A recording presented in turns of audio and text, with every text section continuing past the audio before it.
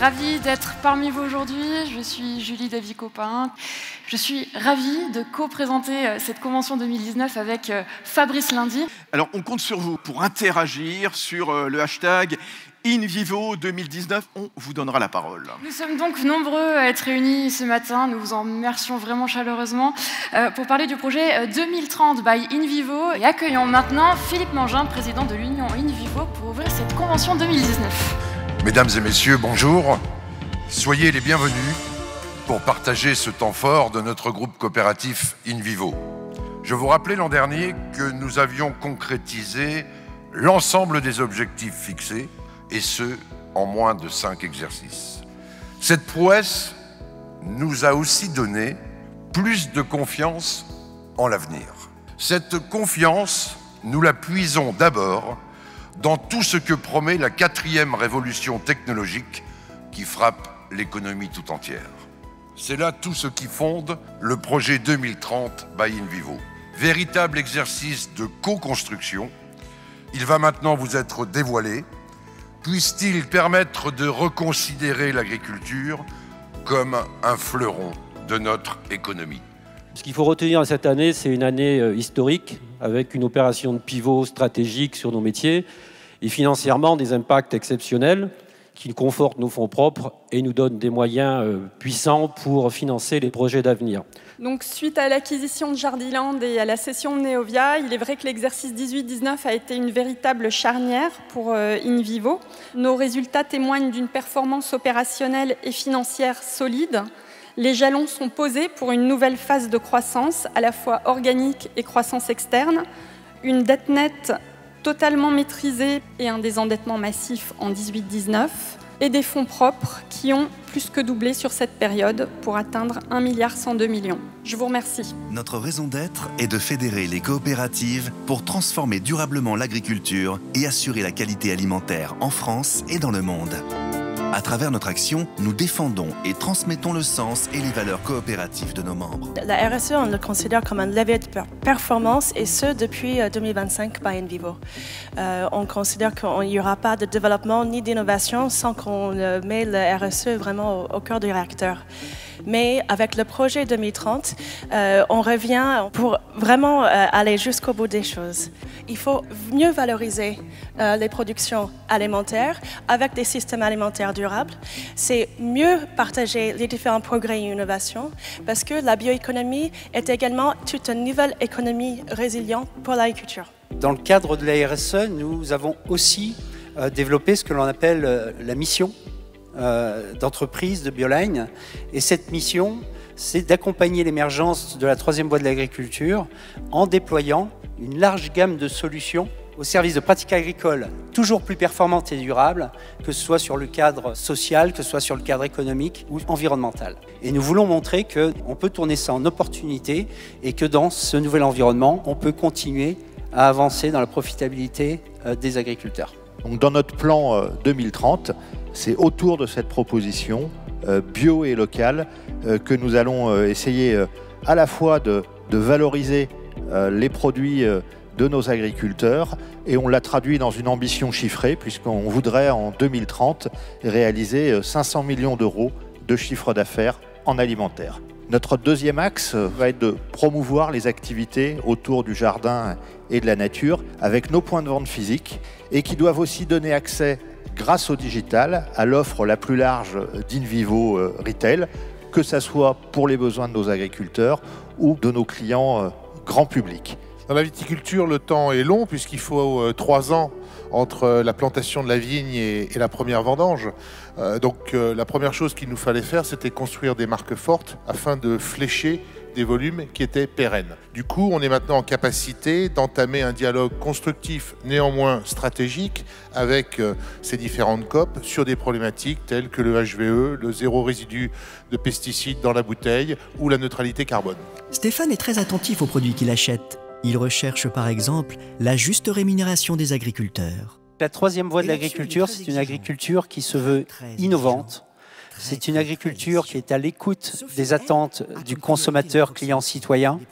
C'est une agriculture qui combine les meilleures solutions de produits et services, adaptées territoire par territoire aux besoins spécifiques de chaque coopérative en fonction de ses marchés régionaux, et ce, pour la meilleure valorisation de la production agricole française. La troisième voie de l'agriculture. Alors la chance de l'Union InVivo, c'est que nous sommes 200 coopératives, 300 000 agriculteurs.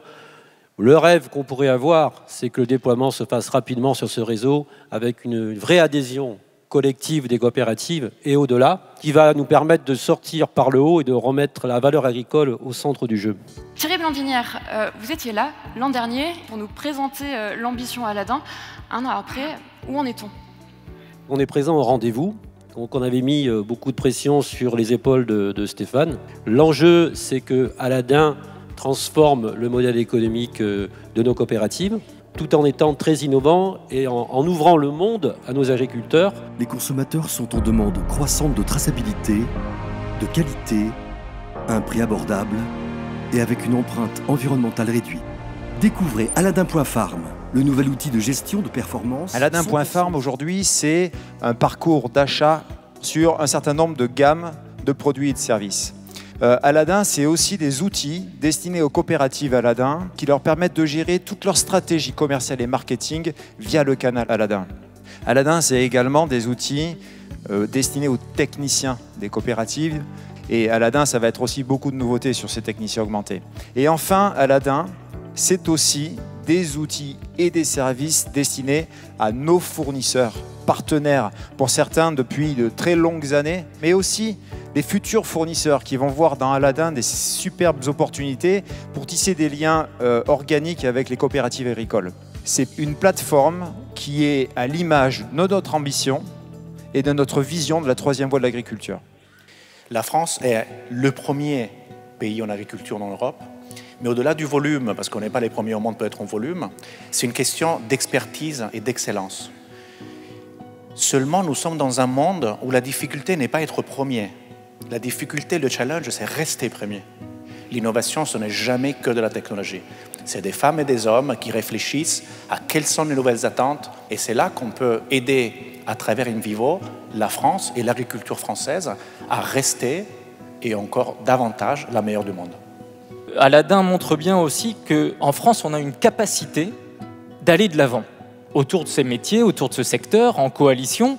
Et je crois que c'est important de souligner, dans cette France qui parfois s'interroge sur ses performances dans le monde, de souligner que des initiatives de ce type sont complètement contemporaines avec les enjeux stratégiques du moment et en même temps préparent l'avenir. Et je crois que c'est important du coup que l'agriculteur, dans cette dynamique à laquelle il doit répondre, le digital puisse l'aider. Au moment où on parle beaucoup de bien-être animal, la question du bien-être des agriculteurs passera aussi par le bien-être digital. Laissez-moi lancer un appel solennel. C'est une occasion exceptionnelle, formidable, de transformer l'agriculture comme ça vient d'être rappelé. C'est un formidable projet qu'on est en train de bâtir.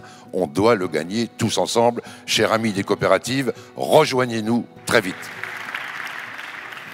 Passionnant tout ce qui se dit ce matin. Vous savez, cette convention InVivo, c'est aussi l'occasion d'entendre un grand témoin qui est venu spécialement pour vous ici à Paris au Palais des Congrès.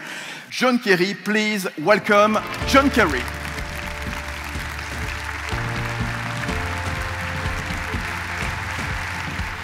Thank you, Julie, and thank you, Fabrice.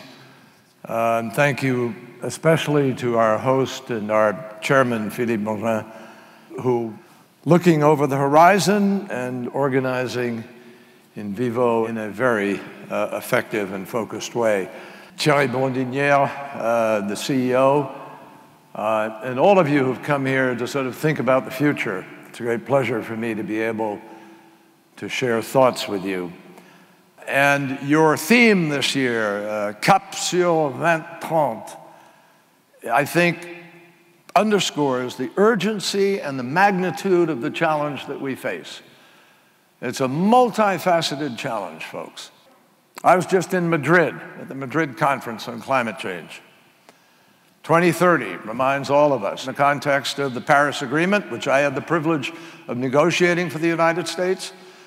So anyone in agriculture, from a farmer to a CEO, knows by experience that climate change is already throwing everything out of balance. Nutrient levels, soil moisture, water availability, and other conditions that need to be met to grow food. and the food that the planet depends on. So what does tomorrow look like when we know over the next 30 years the population is going to go from about 7 billion up to 9 billion? And they'll all need healthy food to survive. So yes, obviously, we got to produce more food. I'm sure you've been talking about how you do that. And particularly, we have to do it in a way that considers regenerative agriculture practices. By some estimates, the world's going to have to increase food production by 60% between now and 2050, just to keep pace with the rising number of mouths we have to feed. But growing and raising the food is only part of the challenge, and I think you know this. So my friends, you have a great cooperative association here. You have great ability to do this. I ask you just to remember this. If you feel pessimistic and you're not sure we can get there, remember what the great boxer, the great fighter, Muhammad Ali said. He said that impossible is not a fact. It is an opinion. Impossible is not a declaration. It's a dare. And I just think we need to dare a little more, believe in ourselves, and get about the job of harnessing the technologies, the genius of innovation, the creativity of the human spirit, and we will solve this problem.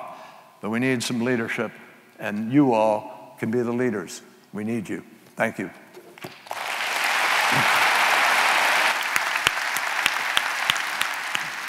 Monsieur le secrétaire d'État, vous venez de le rappeler, vous avez signé l'accord de Paris en 2015 sous la présidence de Barack Obama. Et plus récemment, vous avez lancé une coalition contre le dérèglement climatique nommée World War Zero. We will show that in the doing of this new energy grid for the world, there are millions of jobs to be created. The fastest growing job in America today is solar power technician. The second fastest job in America today, fastest growing, is wind turbine technician. It's still happening despite Trump. Monsieur le secrétaire d'État, merci en tout cas pour cette vision inspirante. Aujourd'hui, on sent que le monde est un peu sous tension. Et la question que je vais vous poser, c'est comment retisser un lien positif, économique, historique entre les États-Unis et la France et l'Europe. It will happen overnight if you elect a new president of the United States. Every single Democrat running believes in a strong Europe, a Europe that is independent and free, with a NATO that is functional and effective. But most importantly, the values around which we've organized ourselves are at the core of each, and certainly the 4 or 5, top candidates. Our president will be able to reaffirm our friendship, the importance of our relationship. All of that will come from the president. But I suspect it will take a little longer for everybody here to believe it and trust it.